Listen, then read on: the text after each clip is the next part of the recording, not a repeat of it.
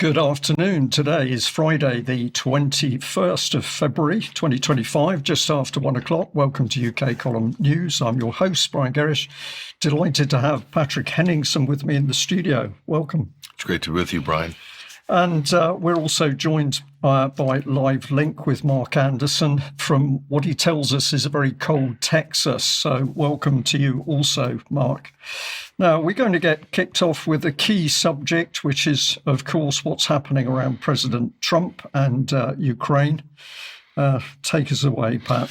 Well, the big rift, Brian, has opened up, as you've heard and everybody's heard. Trump's going in a different direction in Europe on Ukraine. It's created all sorts of problems. We'll just this is how the Washington Post is translating this. 3 years after Russia's invasion, Ukraine has to battle Trump. So this is the head columnist here from the Washington Post, Ishad Tharoor. And so we're just going to give it a tear emoji because there are lots of tears right now in the neoliberal and neoconservative camps on this. And the thing that they're afraid of, Brian, I think, is this. They're afraid that this might be breaking out. It's something they call détente or rapprochement. And what does that mean? Well, at the moment, we'll just call this the adult table. We'll get to the other tables later. We'll call this the adults table. This is power politics. U.S., Donald Trump, the new administration believe that they should be talking directly with Moscow. And this has everybody completely up in arms, including the British contingent as well, led by Keir Starmer. So here's Trump basically taking a hard swipe at the president of Ukraine. Let's roll this. But today I heard, we weren't invited. Well, you've been there for 3 years. You should have ended it 3 years. You should have never started it. You could have made a deal. I could have made a deal for Ukraine that would have given them almost all of the land, everything, almost all of the land, and no people would have been killed, and no city would have been demolished, and not one dome would have been knocked down. But they chose not to do it that way. And President Biden, in all fairness, he doesn't have a clue. What he was so bad for this. He was so bad, so pathetic. It's so sad. It's pretty tough words from Trump there. Yeah, he's not pulling any punches. And this is what's really upsetting people, Brian, is that the narrative is absolutely collapsing and Trump's basically taking a wrecking ball to the whole enterprise here. And we'll go on here. He released this tweet on True Social and just laid into Zelensky. And this has been devastating, I think, for a lot of Ukraine supporters. Trump wrote that Zelensky was a modestly successful comedian and accused him of having talked the U.S. into a war that couldn't be won. I mean, this is really flipping the script from what we are used to hearing for the last 3 years. And he continues here, and it gets a little bit more hardcore. Trump said Zelensky is playing Biden like a fiddle and called him a dictator without elections. Zelensky, of course, he's referring to there. So he's saying all this stuff out loud that we've been talking about on this program for the last 3 years. And Trump's finally vocalizing this. And I think it's created a real shock right across the establishment and the media as well. And they're scrambling of how they're going to manage the narrative going forward here. And so here's the latest so he's basically giving Zelensky an ultimatum. He says, you better move fast or you might lose Ukraine. What he's saying is what we've said on this program, Brian, is that the longer they drag this charade out, the smaller Ukraine's going to end up being. The less territory they're going to have, the more people that are going to die. Absolutely. So, and the counter punch came from Zelensky here. So let's call that the warning shot. And this was Zelensky's reply. He basically accused Trump of living in a disinformation bubble. So he's clearly been talking to the UK contingent on the phone. Said, don't accept Trump's disinformation bubble. Hit back, Vladimir. And basically, he's upset that Trump's saying that Ukraine basically started the war. In truth, Brian, NATO and the U.S. Created the pretext to start this conflict. Zelensky and Poroshenko just went along for the ride. So this has got J.D. Vance, the president's deputy, as well as Donald talking about this, and Trump's not very happy. So Vance has laid in with a warning shot here to Zelensky. J.D. Vance tells Zelensky he will regret bad-mouthing Trump and condemns his atrocities in response to peace talks.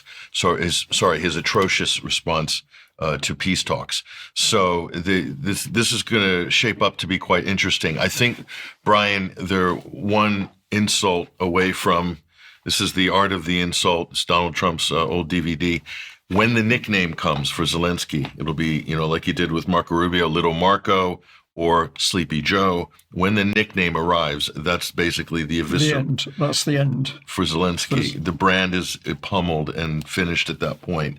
So I think they're all bracing themselves for impact there. So right now you've got a lot of attacks coming in the U.S. The U.S. is very split on this issue. Here's Bernie Sanders. He's the sort of, I guess, the far left, if you will, the Democratic Party. He's an independent, but he's really with the Democrats. But this is what he is saying here. They're sticking to their line. Let's go ahead and listen to this. It will not surprise you when I tell you that Trump is lying, as he so often does. Yesterday, Trump said that Ukraine started the war. That's not true. Russia invaded Ukraine twice, first in 2014, and then again in 2022. Right now, Russia occupies about 20% of Ukraine. Since Putin's horrific invasion, over 1 million people have been killed or injured. Every single day, Russia continues to rain down hundreds of missiles and drones on Ukrainian cities. Putin's forces have massacred civilians and kidnapped thousands of Ukrainian children, bringing them back to Russian re-education camps. These atrocities led the International Criminal Court to issue an arrest warrant for Putin in 2023 as a war criminal. Further, Trump called Ukrainian President Zelensky a dictator. That's not true either. Zelensky won 75% of the vote in free elections. In fact, his approval rating is higher than Trump's. In the midst of a brutal war, Ukraine's parliament continues to function and free and unfettered political debate takes place. So I can't begin to count the number of lies that Bernie Sanders just told there in a row. That was like the perfect package of all of the propaganda talking points, including the bit that Ukraine's still a democracy. Zelensky's outlawed opposition parties. He's outlawed opposition media. He's outlawed the Ukrainian Orthodox Church. The list goes on, and I could go through and deconstruct everything he said there, but it's really a masterclass in really the propaganda and the tropes, the endless tropes that are being repeated right across the board. Yeah. Well, propaganda is the key subject, because unless we can see through that, we don't know what to believe, what's true, what's not true. Truth is critical to taking the lid off global politics. Let's just come back onto Trump. I also picked up on this BBC picture of him. A big question mark, because, of course, is everything Trump doing right? Many people want to believe so, because the moment they believe that everything that Trump is doing is right, it means they can switch off. But a big thank you to somebody who sent through quite a long email to the UK column. I'm not going to read the whole thing, but we just recognise that somebody took the time to write into us. And here at the beginning of the email, they're saying that basically we need to remember what was happening in Ukraine in 2014 when ethnic Russians were being murdered. And then also the author of this email is talking about all of the billions that have then been poured into Ukraine, while Zelensky has never really progressed a dialogue with the Russians, although we have to say that many people do believe that Boris Johnson was instrumental in destabilizing early peace talks with the Russians. But nevertheless, this email, I think, is indicative of the sorts of things going through people's minds. An amazing figure here, 1.8 million people have been killed, according to the person who wrote the email. We think this is on the high side, but credit to our viewer for recognizing that we're not just talking about assets and land, we're talking about hundreds of thousands, over 1 million, certainly, I think, people killed in Ukraine. This is about real people and the deaths of real people. And of course, the EU has made almost no effort to stop this carnage. They've been doing the exact opposite. So the email goes on because, of course, it starts to talk about problems in this country, that children in UK have been taught to hate their own country and despise its history. Absolutely correct.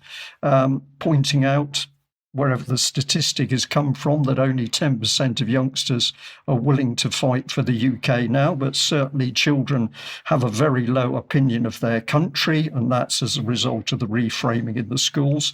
But then the next one is the one where I think we should have some dialogue. Not much time in the news, but we can certainly get onto this in UK Column Extra. And this is saying that essentially all of the major politicians, in UK at least, Major, Blair, Brown, Cameron, Johnson and May, these are useless leaders. And this is something that I would challenge, because are they useless or are they controlled puppets? I rather think it's the latter. But just to keep our eye on the ball, let's go back a couple of years and have a look at Tony Blair essentially spinning policy over immigration. Let's remember how all these events unfolded if you're concerned about immigration into UK.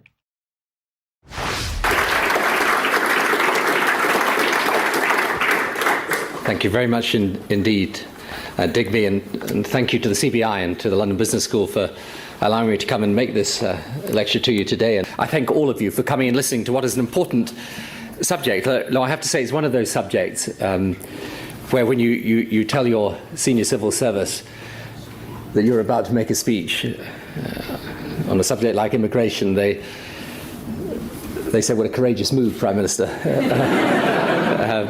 But there it is. Anyway, here goes. Immigration and politics do not make easy bedfellows. They never have. We need few reminders of what can happen when the politics of immigration gets out of hand. And let us also be very clear that those who warned of disaster back in the 1960s and 1970s if migration was not stopped, who said Britain would never accept or be a multiracial society, have been proved comprehensively wrong. On the other hand, there is no doubt that on the doorstep in local communities, immigration has suddenly become very high in the agenda. Why? It is not, incidentally, an exclusively British issue. This is a worldwide phenomenon. Immigration has dominated elections in countries like Denmark, Austria, and the Netherlands in recent years. Le Pen rose to prominence in France, as we know. In Australia and New Zealand, it has been a central question, sharply dividing the main parties. Migration flows across the world with increased opportunities to travel, and globalization are driving the issue. Well, there we are. A very smarmy Blair, of course, at his best, trying to indicate that the whole of the migration issue was just an accident. It came out of nowhere. No, the truth is this was calculated policy. And Peter Sutherland, former migration ambassador, the late Peter Sutherland, former migration ambassador to the UN, said very clearly that mass migration was to be used to break down the homogeneity of the nation states.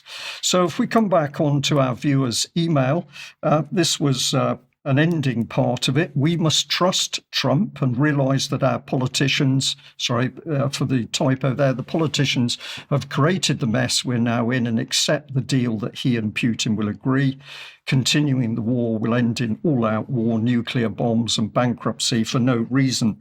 Well, I'm just going to say, if we have a look and we do our research, we can see that what's taken place is not accidental. This is a Rand Corporation document, very dark cover, but the headline, the main title is Overextending and Unbalancing Russia. And if you have a look at what they're talking about, it says it's examining non-violent, cost-imposing options that the United States and its allies could pursue across economic, political and military areas to stress and overextend and unbalance Russian economy.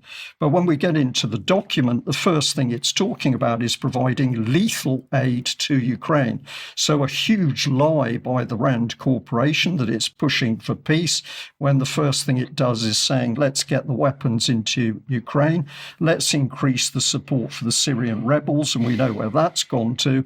Let's help liberalize Belarus.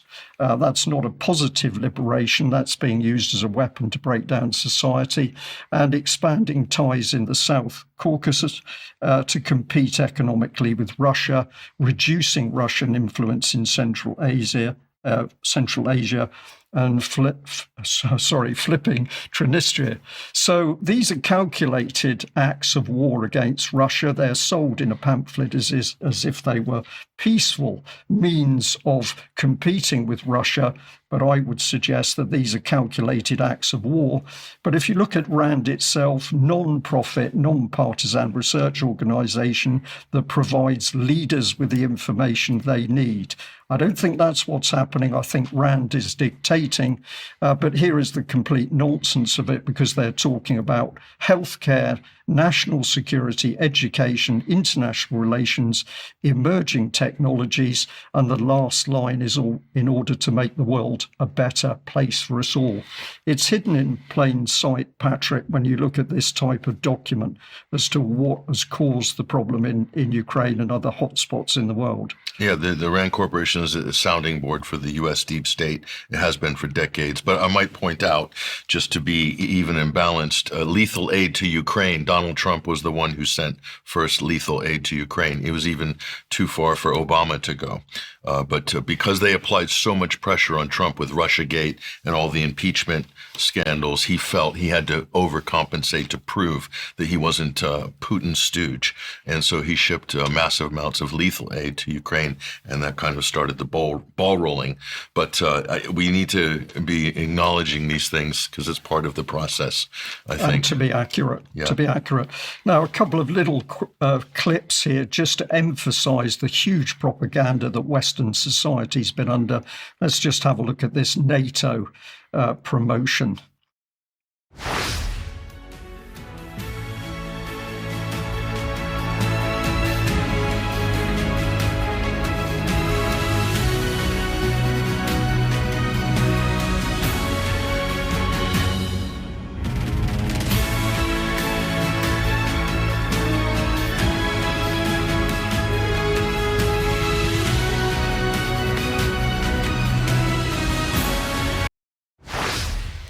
So if you're just listening in, that was a little promotional NATO video saying that it's a complete myth that NATO's at war with the Russians. We're just there for peace, apparently. Let's have a little look at Ministry of Defence UK and what it's pumped out. There's so many of these, but just to remind our audience of the propaganda we all face.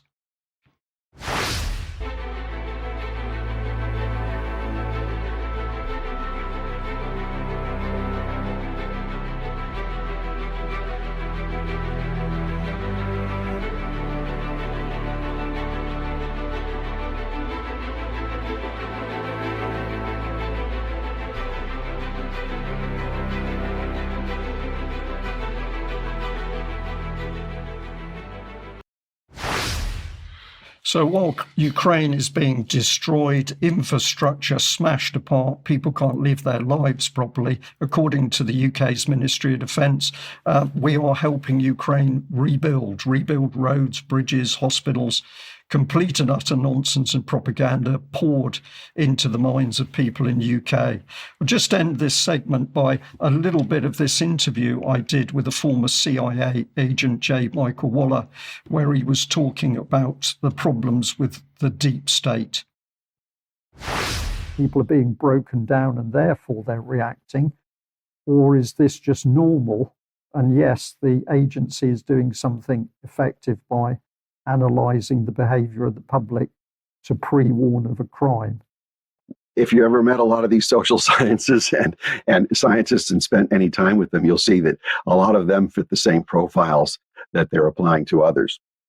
They're depressed, they have grievances, they have terrible family troubles, they feel alienated, they're angry. So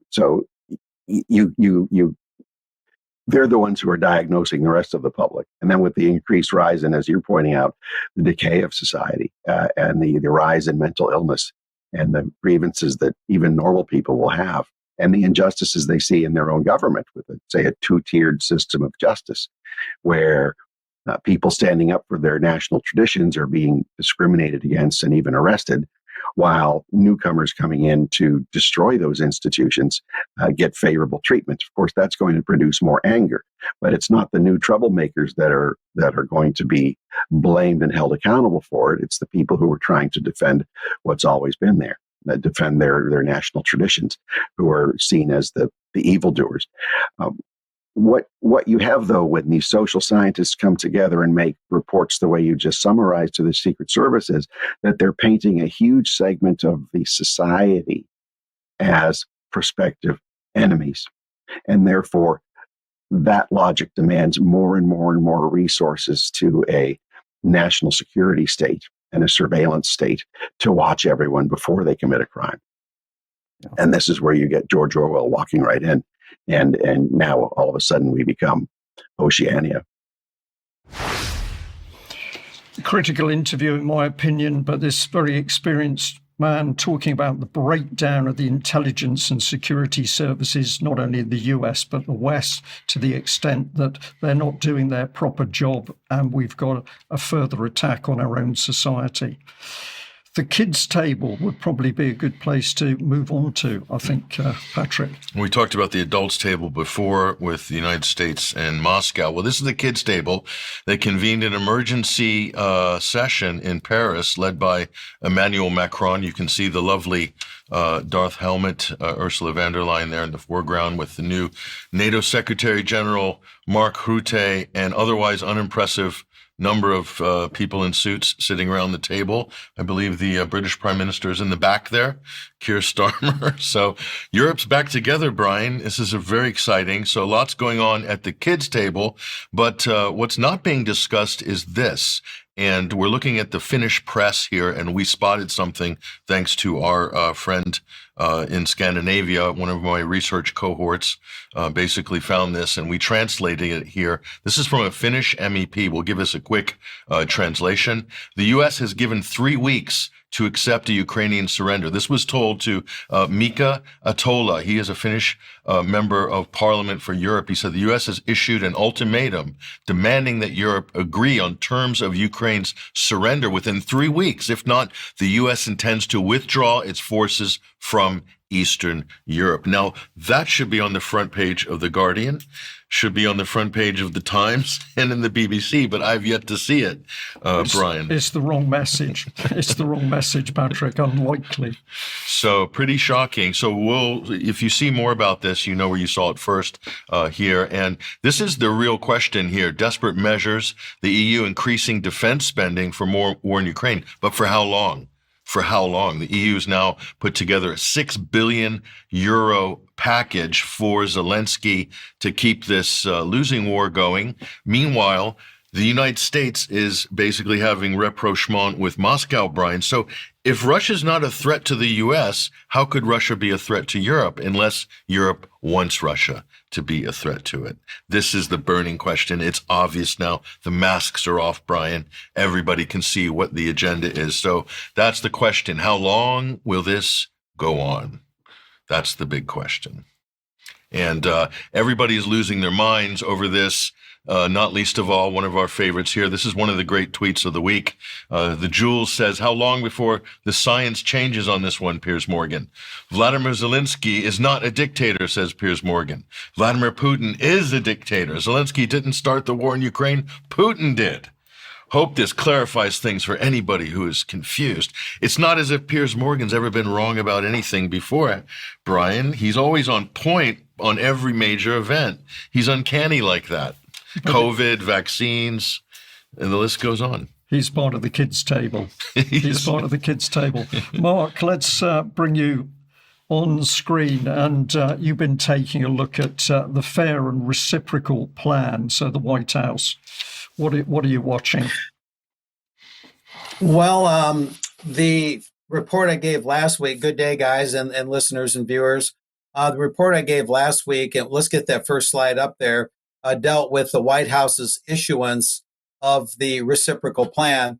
And on 13 February, President Donald Trump signed a presidential memorandum ordering the development of a comprehensive plan for restoring what he calls fairness in U.S. trade relationships and countering non-reciprocal trading arrangements. And that plan seeks to correct longstanding imbalances in international trade and ensure fairness across the board. That part is in red for emphasis.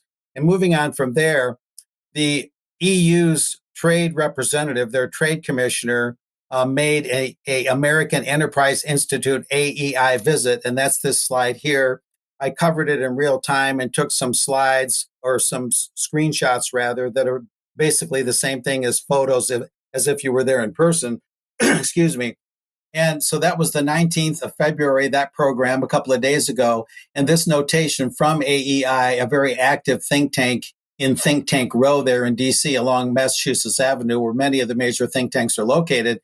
The second Trump administration, they say, has announced and threatened to enact a range of disruptive and broadly protectionist trade policy changes as America's allies and trading partners consider their response. Uncertainty reigns.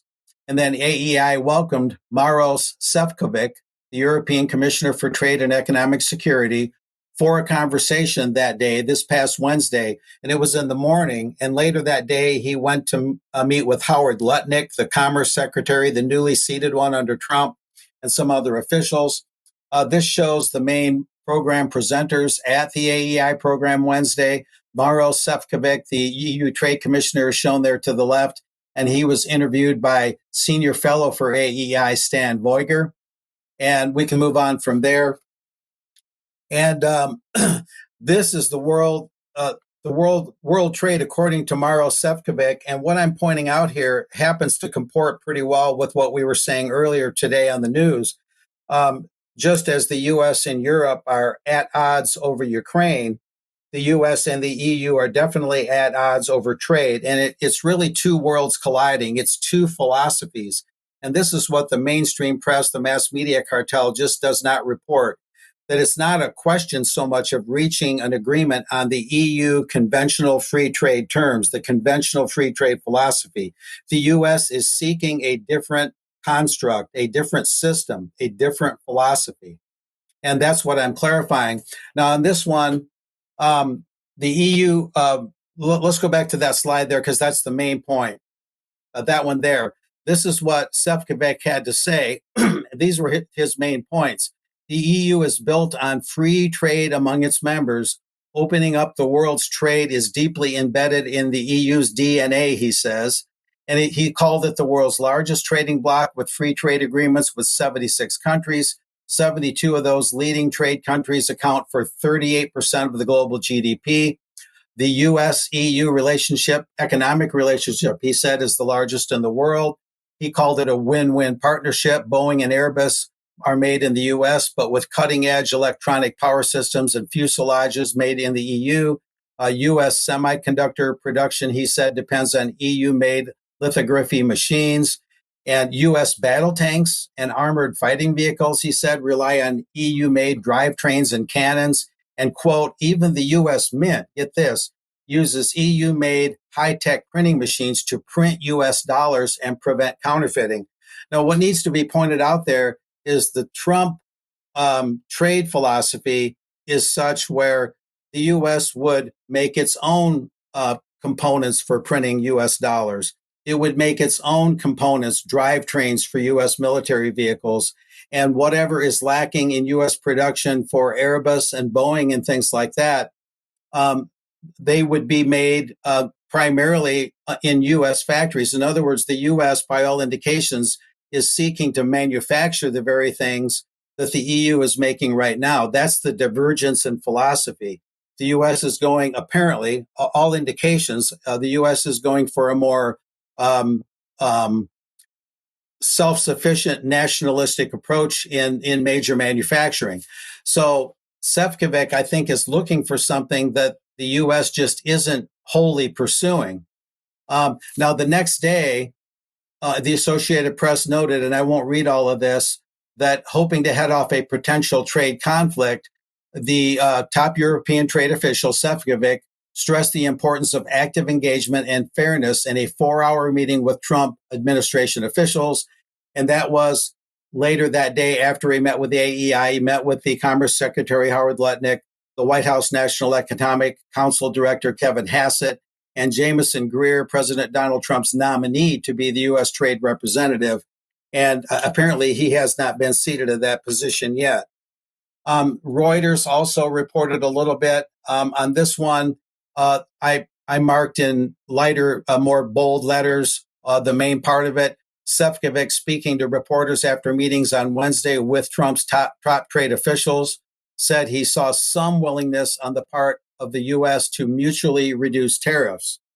But again, I think what he's missing there is that the U.S., again, is pursuing a different systematic or systemic approach. The U.S. wants to replace some of the internal tax revenue with external tax revenue to have the external revenue service more than the internal revenue service, as I've reported on here.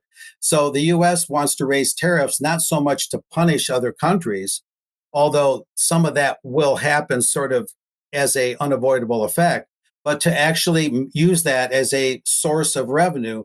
Meanwhile, the EU is saying it has almost zero tariffs on something like 70% of its imports into the European Union, which means they're generating almost no revenue with tariffs. So what we're seeing here is just a two worlds colliding, Brian. It's two philosophies, and the AEI think tank and the media is trying to make everything, they're trying to break everything to the saddle or make everything comport to the conventional free trade philosophy that the EU is following, which is the global world trade system that the WTO wants. And that's the one that the Council on Foreign Relations, the major think tanks support. But the US is simply going a different direction. And these other interests and these other actors in this issue are just not acknowledging it. And that's the sum and substance of what's going on, Brian. It is amazing times with the scale of the differences now appearing. Part of me says we need to watch this very carefully, because much as we've seen the tit for tat politics going on in both in UK between Labour and Conservatives, we're also seeing that has happened in America. Are we now seeing that same tit for tat, yaboo politics happening on a global scale to keep the wider public's eye off the steady movement towards a one world government system, a rules-based international order? I think a lot of care needed at the moment as we look at what's unfolding. Patrick? Yeah, I mean, just quickly, Brian, what Mark has just shown you there is it signals an end to the post-World War II peace dividend. So where the U.S. used to basically provide defense for Europe and allow open U.S. markets for German products and so forth for the rebuilding and the lifting up of Europe, that's over. Now they're competitors. Now you're in a different situation. And the U.S. has to be careful on this, because they risk Europe facing east. Now, that might not be a bad thing for a lot of people, but the U.S. might come to regret it. So there's pluses and minuses with this change of strategy from Washington. We shall see. We will see. Well, if you like what the UK column does and you like our news reporting and articles, then please do support us. We rely on your donations and, of course, memberships. And a commitment to the UK column are very important for us. You can do that on a monthly basis or an annual subscription, or you can become a lifetime member, as many people have. You can help us by making a purchase through the UK column shop. And as we always like to point out, that we are able to take a small percentage from health products from Clive to Carl. So if health is your thing, have a look at that on the UK column website. Now, we do what we do to inform, to get out facts and information and as much truth as we can. What we'd like from our audience is to see people sharing the material. We are still blocked on some of these channels, but if you can share and acknowledge UK column as a source, we're extremely grateful. Now, a UK column on location coming up Saturday, the 5th of April 2025. You've got a signpost to help you find the event on screen. We're delighted to have some really top speakers and indeed some old faces back with us. So Patrick, you're there alongside Alex Thompson, Catherine Gunn, more names to be released very soon, but I'm sure it's going to be a very, very interesting event. Yep. And I'd just like to remind people that I've started to put out what will be a series of cases about child stealing by the UK state. I know these interviews are very emotional, but if we cannot protect children and we cannot protect our own families from the state, we are in a very, very dangerous position in this country, never mind what is happening between Trump and Ukraine and the European Union. How do we challenge what's happening? Well, that's standing up to be counted. And I want to say that, of course, Public Child Protection Wales, the men and women and men who've been involved in that have done an absolutely fantastic job. 22nd of February, they've got a conference coming up, and that'll be near Newport in South Wales. So have a look at the website. We've also got the Scottish People's COVID-19 inquiry, Saturday, the 22nd of February, Lauriston Hall, 28 Lauriston Street, Edinburgh, EH3 9DJ. That's £25 for an all-day event. More people standing up to be counted and challenging the system, and this is so important. And then finally here we've got Sunday, March the 16th, 10 a.m. till 6. We've got the event supporting farmers for food security symposium. So this is very, very important for all of us. And if you're local or can travel, please do go and support that. Now, we're talking about people standing up to be counted, some immensely brave people across the world who've literally risked their life in order to tell us what is happening and to get the truth out.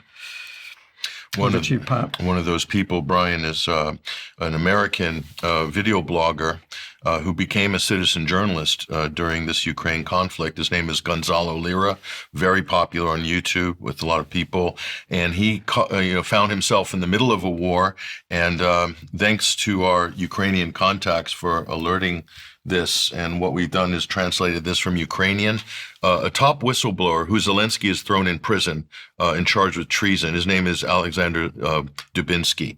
Dubinsky, while he was in hearing, he managed to get access to his YouTube channel with his lawyers and uploaded a video with evidence of the torture and the extortion of $70,000 from Gonzalo before he was beaten and eventually died from the injuries from those beatings in custody.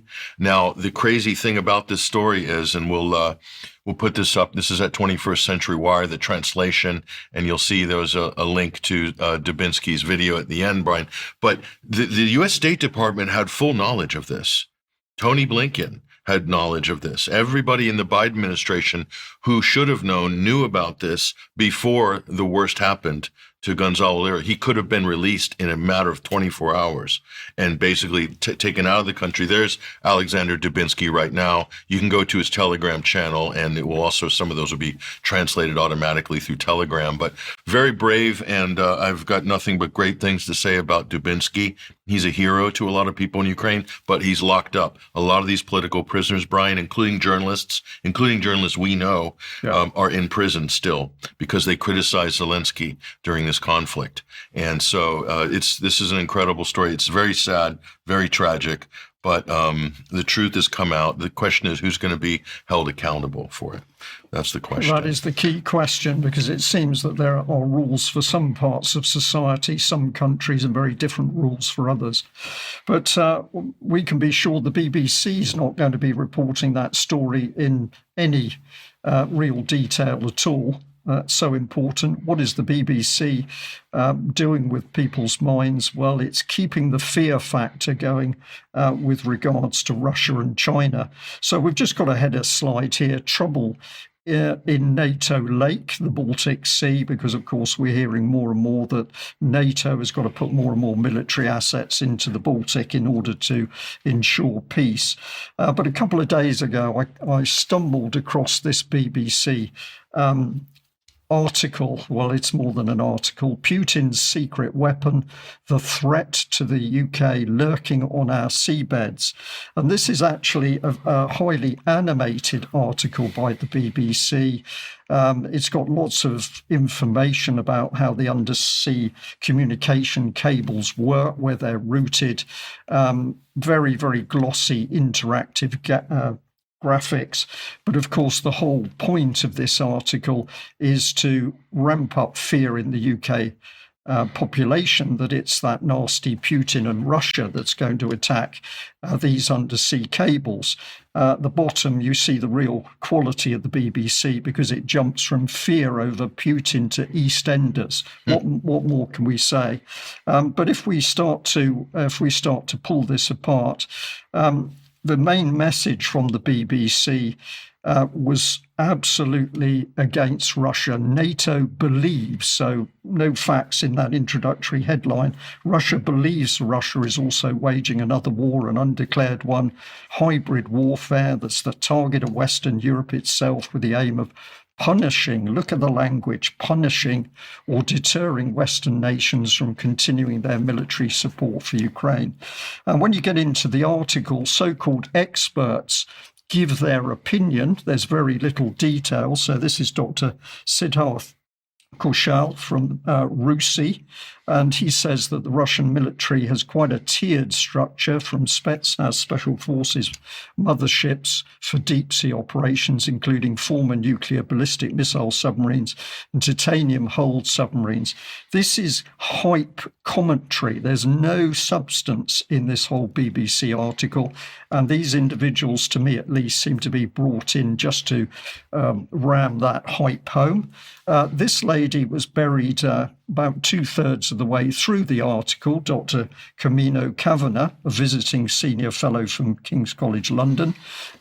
She says that states may be drawn to this type of warfare, undersea cable attacks, because there's so much possibility of plausible deniability. And of course, plausible deniability so handy for NATO because it can bury a lot of truth with plausible deniability. But if we look at this lady's work, here is a document that she wrote for the United Nations Institute for Disarmament Research. And even when we get into the many, many pages of this report, it also says that the risk is very low. They also include reports of intentional state-backed cable sabotage, examples of which still fortunately remain few. So the BBC uses somebody who's actually telling people that there's a low risk, and the BBC ramps it up into a high risk. She goes on, there have also been concerns that terrorist groups could disrupt critical infrastructure, including critical communications infrastructure such as submarine cables. This is the meat of the comment. These concerns even made it into a Security Council resolution, but no such event has ever transpired, at least to public knowledge. So the BBC's article is hype fear that there's going to be Russian attacks on this infrastructure. But when you look at the reports experts who are mentioned in the article have made, it tells the complete opposite story. It's outrageous, Patrick, and I don't quite know how the UK column gets this across to our audience. Brian, if they put even 1% of the effort they put into this, into investigating the Nord Stream pipelines, this is total gaslighting. This is why our media is getting us to focus on theoretical threats to cables on the bottom of the Baltic.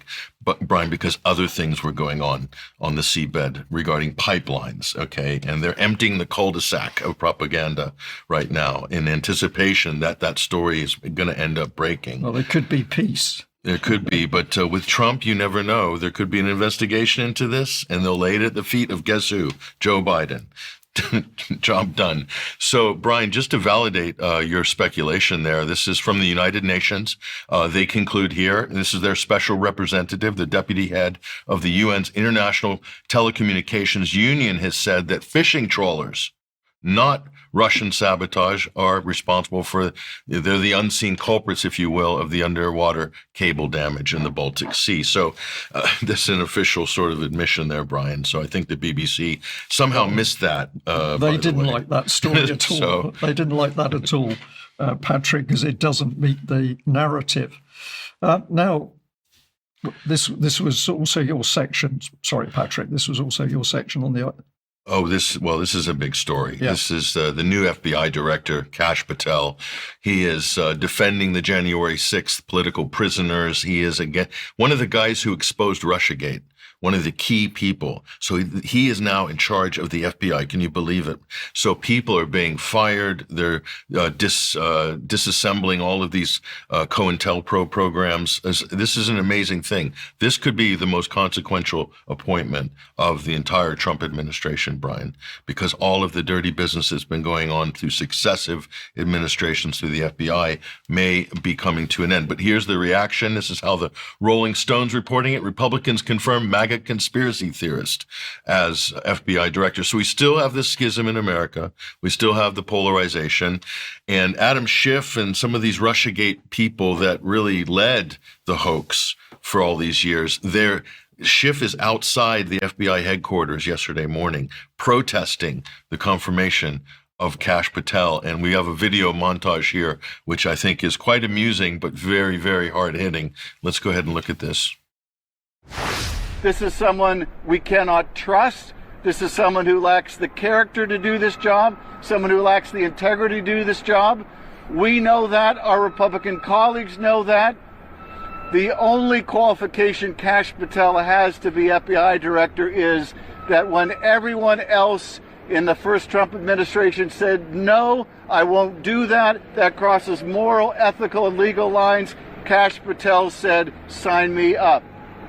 In the first Trump administration, as we are seeing in the second, you rise to the level of your sycophancy, and no one is a bigger or more dangerous sycophant than Kash Patel. This political hack does not deserve to be in this building. He can't do the job. He won't protect the public. He will misuse the resources of the Bureau. He will weaponize it against the president's political opponents rather than protecting the safety, the public safety of the American people. Adam Schiff is the worst criminal in Congress in the last 250 years. And what broke that we're going to talk about right now is Adam Schiff met with a whistleblower. Adam Schiff went to the podium day after day after day saying, I know nothing about this. We're not going to discuss it. We're going to protect it. And then Adam Schiff, led the prosecution of the impeachment trial in the Senate of President Donald Trump. Talk about someone who was conflicted out of the game because he was part of the hoax that brought Charmella in, manufactured that false accusation, and then peddled it out to the world, and he continued, not surprising, he's lied about almost everything in his life. But now he lied just to set up a presidential impeachment. And that's what I was talking about, these disinformation campaigns. And then he should be investigated because he lied to the world about his interactions with Charmella, who is a whistleblower, and I can't stress it enough, that started a presidential impeachment. Now, your history is way better than mine, but I can't remember the last time a president was actually impeached. It's a significant process and escalation, and it's reserved for the time when it actually shows a crime, not when it shows the manufacture of fake information to show a fake crime. The guy that found and manufactured the evidence with Charmella was the prosecutor in the case against the target of the investigation. That is the ultimate, from a prosecutorial standpoint, conflict of interest. But he knew what he was doing, and he thought he would never get exposed. And I think thanks to, I think it was John Solomon and his fantastic reporting, we now see what I've been saying for years, that I thought he met with him for sure, and it will come out, and it now has. Unbelievable. That was 2 years ago. Kash Patel did that interview, Brian. He had no idea he would be FBI director. So this is an incredible flip that's happened, and it's going to be amazing how many inquiries, investigations. According to Steve Bannon, they've got them all lined up, and they're actually going to be pressing on all of these things that happened over the last couple of years.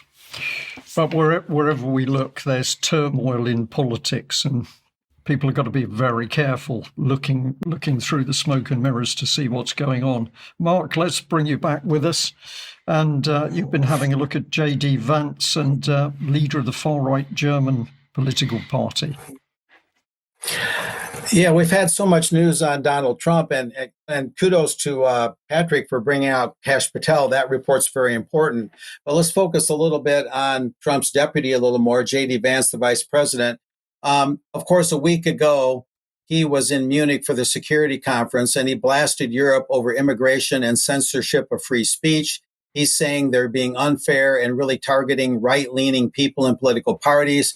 But Vance had the temerity to actually be fair and meet with all four major German political parties in the process, and that included Alice Weidel, the leader of the so-called far-right Alternative for Germany, or AfD. He also met with German President Frank-Walter Steinmeier and Chancellor Olaf Scholz earlier in the week in Paris.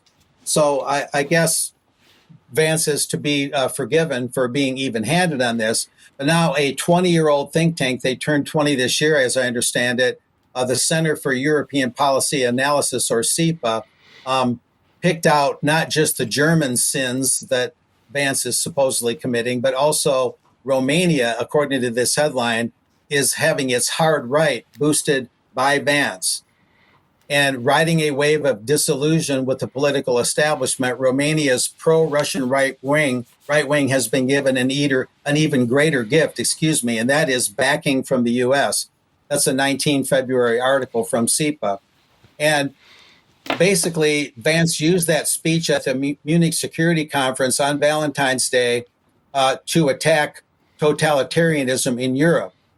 And he singled out Romania's canceled presidential election. This is according to CEPA, as he accused Ukraine's allies in the European Union of being the enemy within and afraid of their own people. The vice president said the invalidation of the election in Romania was an undemocratic attempt to deny the voters their choice in Romania.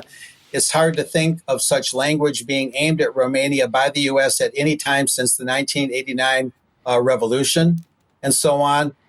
Bucharest annulled November's presidential election, in which the far-right pro-Russian outsider Kalin, Georgescu, came first. After the Constitutional Court ruled there had been significant interference from Russia to boost his chances.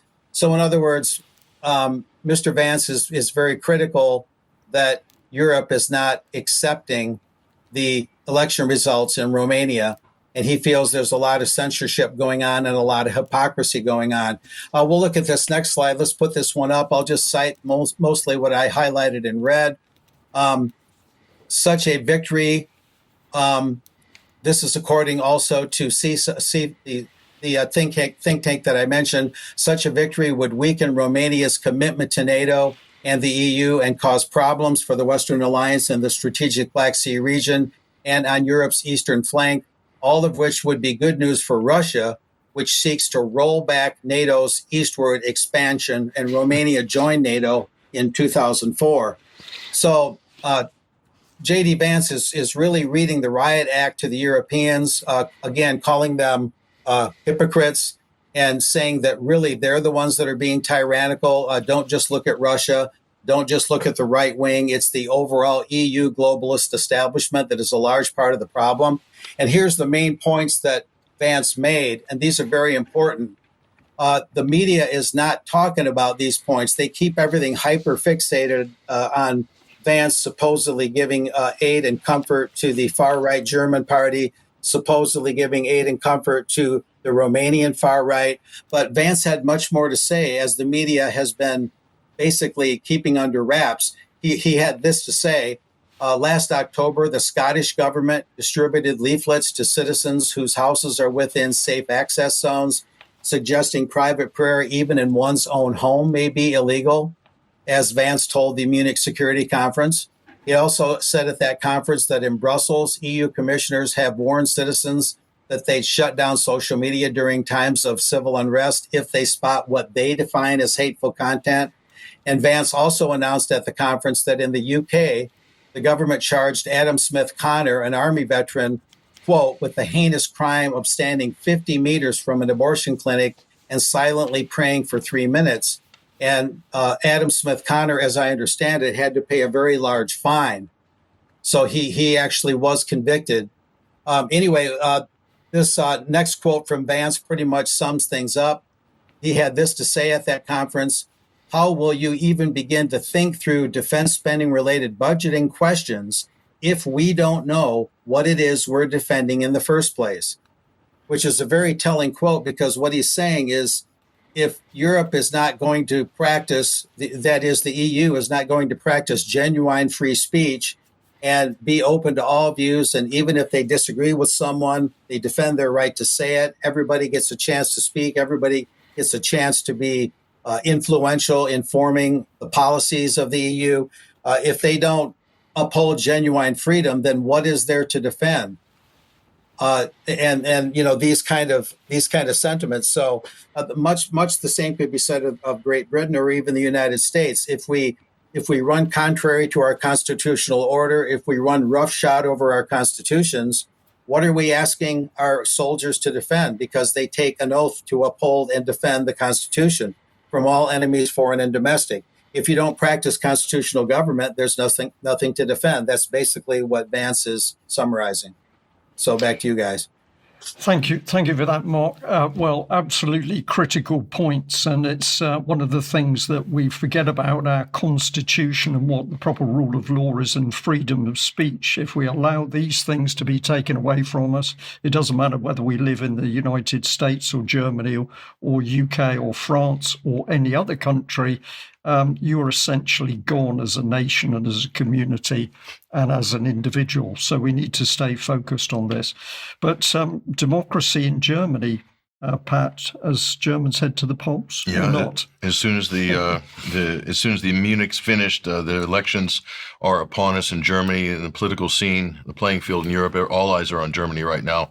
Germany heads to the polls. There's Friedrich Merz. That is the anticipated winner here. Future Chancellor of Germany, probably going to be a majority-minority coalition again. But AfD, second biggest party probably by the end of this. But will they take charge? Probably not. But who knows? We'll see what happens in the backroom deals beforehand, before everything's said and done. But so we will have a new chancellor. That's guaranteed in Germany. If it's Friedrich Merz, he's quite straightforward. He's quite outspoken, not that big in difference of policy. He's very pro-Ukrainian, very sort of standoffish with Russia. Yeah. But apparently people are saying that he might get on better with Trump because he's more direct. So that will be an interesting development if that happens. Yeah. Okay. And finally, Israel, the Middle East. Well, we have to show you this one because this really just takes the biscuit, Brian, here. This is what happened in Israel just yesterday. Here, multiple bus explosions in Israel put the country on, quote, terrorism alert. Now, there's the picture there, an exploded bus, Brian. What do we have here? 5 explosive devices, 3 empty buses, right? An unidentifiable body. And what does Netanyahu do? After the explosions, President Benjamin Netanyahu's office said in a statement that he had instructed the military to carry out a massive operation in the West Bank, targeting, quote, militant hubs, and has ordered the police intelligence force to step up preventive measures in Israeli cities to thwart any subsequent attempted attacks. Now, Brian, is it just me, or are you getting false flag vibes here? It's always too easy. An event takes place, and then the reaction to that event, you look at it and you say, yeah, this is very convenient because that was the agenda in the first place. So I must say I am highly suspicious of this sort of thing. And if bombs go off, we had bombs being let off in UK when we had problems in Northern Ireland and with the IRA, and the result was not a massive operation targeting people across Northern Ireland. It was a measured response to try and calm the situation and deal with the people who were the terrorists. So these massive operations, this just says to me that the agenda is really to carry out something strategic, and the bomb is a very convenient initiator of that policy. 3 buses in a parking lot, empty, Brian. I mean, come on. And they've wanted to expand military operations to push Palestinians out of the West Bank, to turn it into a new Gaza. Why? What is the agenda behind this? Well, it can only be this, which is what's known as the Greater Israel Project. This is no longer a conspiracy theory, ladies and gentlemen. This is actual spoken policy by some of the leading cabinet members in Netanyahu's far right. When I say far right, I mean very, very far right, Likudite coalition in Israel. So this is back up on screen. This is Netanyahu at the United Nations showing his map of the new Middle East.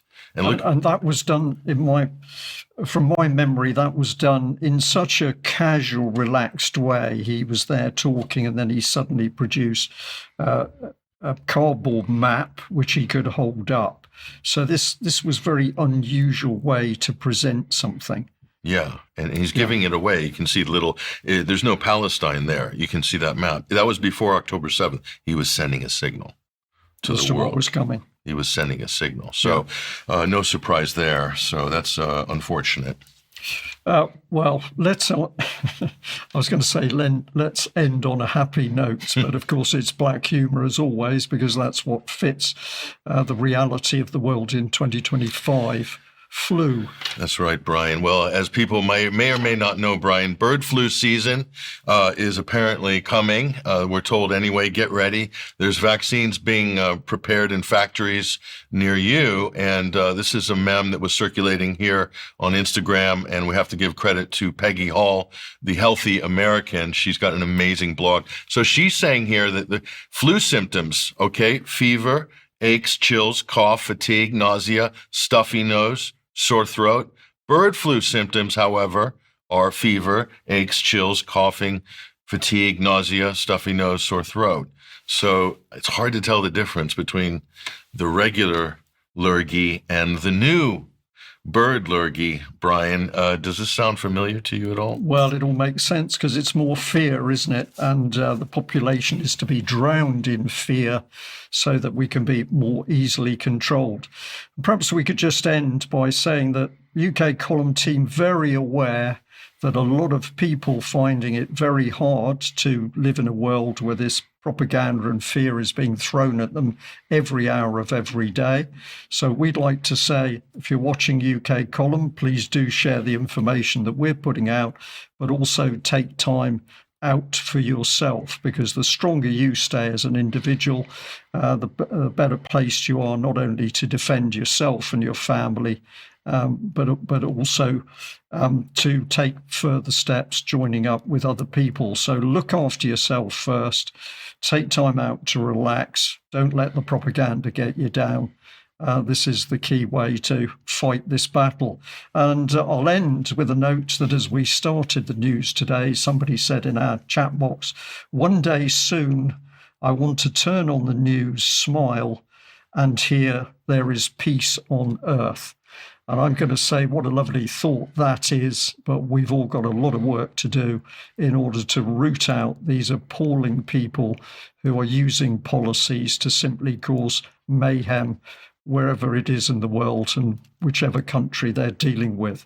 So we'll end on that news. Patrick, thank you for joining me. Mark, a big thank you to you. And a huge thank you to all UK column viewers and listeners, wherever you are in the world. If you remember a UK column, we'll be back shortly with UK column extra. Please join us then. Otherwise, we'll be back for news on Monday. Thank you. Bye-bye.